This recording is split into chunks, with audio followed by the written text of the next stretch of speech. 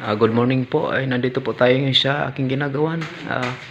Ito pinapakita ko po ang aking mga ginagawa bago sa aking manukan. Ito po ang sa pinapakita ko mga ginagawa kong kisame po. Ayan po ang ginagawa kong kisame. Yan, pag wala ako sa manukan ko, dito ako sa aking mga ginagawa mga pagkakarpentero. Ginawa kong kisame po. Yan. Katatapos ko lang dito. Binidyohan ko lang aking gawa para magtiwala sa gawa ko. Yan po. Yan. Dito sa may hagdan. Yan. Mga PVC panel po to. Yan. Yan ang background sa taas ko. Ay, mahogany. Yan. Puntag na sa sulok. Yan. Ito ang sala nila.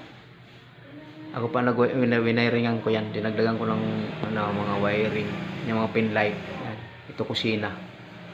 Yan. Tapos dito sa may CR, ito sa CR naman. Yan, puro PVC panel ito. Yan, mga bagong usungan. Ayan, pag wala ako sa manukang ko, dito naman ako sa akin para pandagdag budget. Nagagawa ako ng mga kisame, mga structural, pre-estimate sa akin. Kung gusto niyo, all around ako sa mga pangkalahatan, kuryente, masonry, carpentry, welding, para sa akin lahat. Yan, pinapakita ko para dito ako nabubuhay sa araw-araw.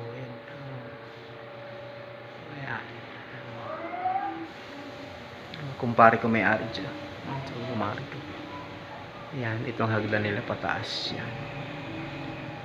Yan. Okay, itong pintuan nila, dragon. Yan. Kusina nila. Yan. Okay, ito naman ang sala. Yan. Yan, sala nila to. Yan.